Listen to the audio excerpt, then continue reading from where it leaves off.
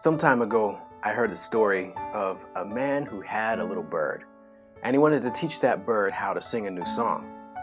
So he would go to the cage every day and he would whistle to his little bird a nice little tune, and the bird would hear it and pay attention, and it might chirp back a few notes, but didn't pay attention long enough. It got distracted with all the things going on around it and never really listened to the song that the man was trying to teach it.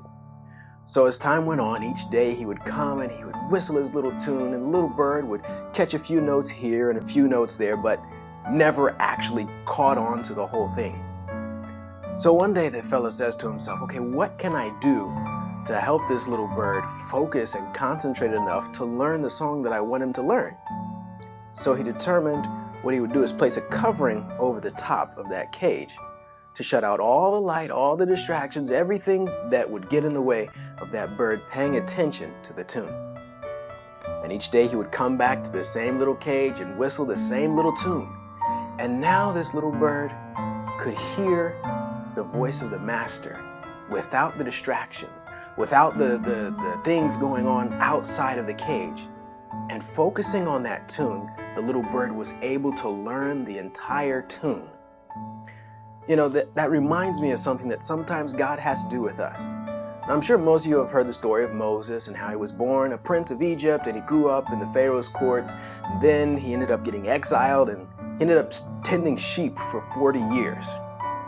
Now, during those 40 years, I imagine it was kind of like a dark period in his life, because before he had the court, he had all the things going on every single day.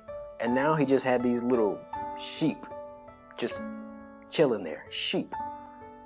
But you know, in those moments of darkness, those are the moments that God wants to teach us a new song. And so Moses, as he's in the wilderness one day, he comes across a burning bush. And he's like, okay, what's going on here? Take off your shoes. The place where you're standing is holy ground. He takes his shoes off and he comes up to this bush. God tells him, hey, I want to use you to deliver my people. I want to use you to do something amazing. Moses says, I can't do it. I'm not capable. And God says to Moses, who made man's mouth? Who makes the mute, the deaf, the seeing, or the blind? Have not I the Lord? Now go therefore, and I will be with your mouth and teach you what to say. The thing that jumps out to me in this passage is God says, I will teach you what you need to say. I will give you the words to say. Just like in this little parable of the little bird, the bird didn't know the tune, and the master wanted to teach him that tune. The same thing is happening with Moses in his time of darkness. God is saying, I want to teach you something new. Perhaps you've gone through some dark times in your life, or maybe you're going through a few right now. I know I have.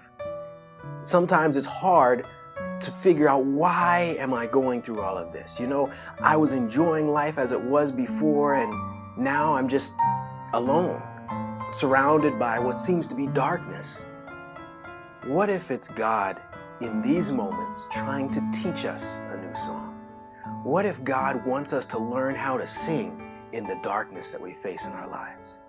I want to encourage you that perhaps the moment that you see is the darkest is the moment that God wants to use to teach you to sing a new song.